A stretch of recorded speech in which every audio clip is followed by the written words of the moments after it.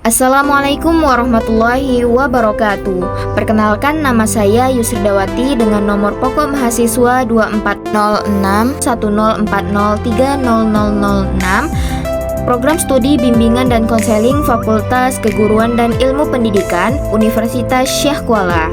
Video ini adalah video untuk memenuhi tugas mata kuliah Instrumen BK Non-Tes kelas 03 dengan dosen pengampu Ibu Jamila Aini Nasution, SPD MPD. Pada video kali ini, saya akan menginterpretasikan hasil olah data inventory tugas perkembangan atau yang sering disingkat ITP. Nah, sebelumnya ITP itu adalah instrumen yang digunakan untuk memahami tingkat perkembangan individu. Nah, di sini terdapat 4, yaitu yang pertama adalah interpretasi berdasarkan diagram profil kelompok. Kemudian yang kedua adalah interpretasi berdasarkan 8 butir tertinggi. Kemudian yang ketiga adalah interpretasi berdasarkan 8 butir terendah. Dan yang terakhir, yang keempat adalah interpretasi berdasarkan profil individu. Untuk yang pertama adalah interpretasi berdasarkan diagram profil kelompok. Nah, rata-rata capaian perkembangan mahasiswa secara keseluruhan adalah 5,5. Ini ditandai dengan garis oranye. Diagram batang biru di sini pula menunjukkan rata-rata tingkat capaian perkembangan. Capaian tingkat perkembangan tertinggi terdapat pada aspek kesadaran tanggung jawab dan peran sosial sebagai pria ataupun wanita, dengan rata-rata tingkat capaian perkembangan adalah 5,7. Selanjutnya diikuti dengan landasan hidup religius dan persiapan diri untuk pernikahan dan hidup berkeluarga, yaitu dengan rata-rata 5,6.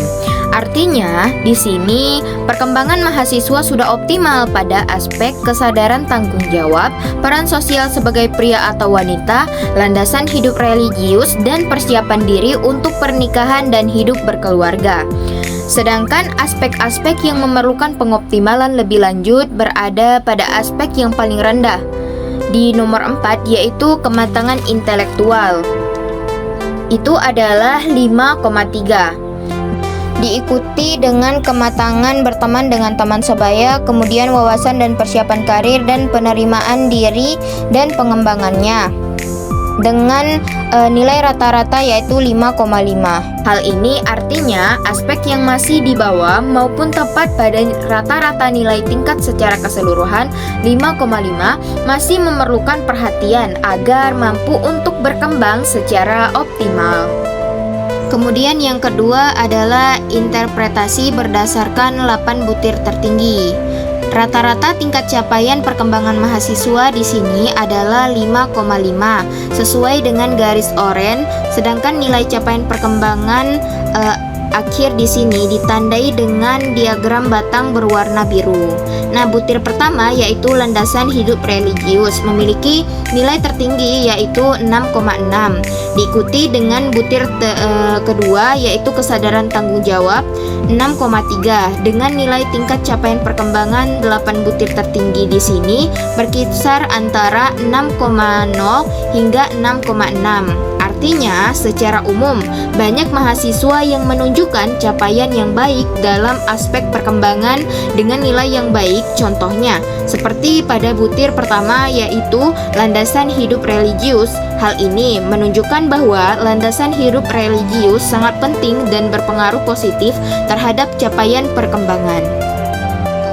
Ketiga, interpretasi berdasarkan 8 butir terendah.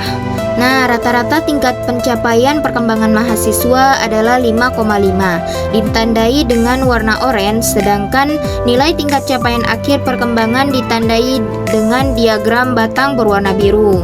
Aspek dengan nilai capaian akhir paling rendah adalah kesadaran tanggung jawab dengan nilai 4,5. Dua aspek yang muncul adalah landasan hidup religius yang mendedikasikan bahwa aspek ini masih membutuhkan peningkatan. Secara umum, semua nilai pada 8 butir terendah ini berada di bawah rata-rata tingkat capaian perkembangan yaitu 5,5. Kesimpulannya adalah kesadaran tanggung jawab memiliki skor terendah, yaitu menunjukkan bahwa individu dalam kelompok itu masih mengalami kesulitan dalam membangun kesadarannya dalam bertanggung jawab. Untuk landasan religius yang terdapat dalam daftar hal ini berarti nilai terkait keagamaan masih belum berkembang dengan baik seperti aspek lainnya. Aspek dan nomor item yang tergolong ke dalam 8 butir terendah di sini masih memerlukan peningkatan agar mampu mencapai perkembangan yang optimal. Yang terakhir, yang keempat, yaitu interpretasi berdasarkan profil individu. Profil individu di sini adalah interpretasi berdasarkan per individunya masing-masing dari suatu kelompok. Nah, berdasarkan olah data ITP, saya mengambil contoh dengan mahasiswa nomor urut 19 atas nama Asdaliani.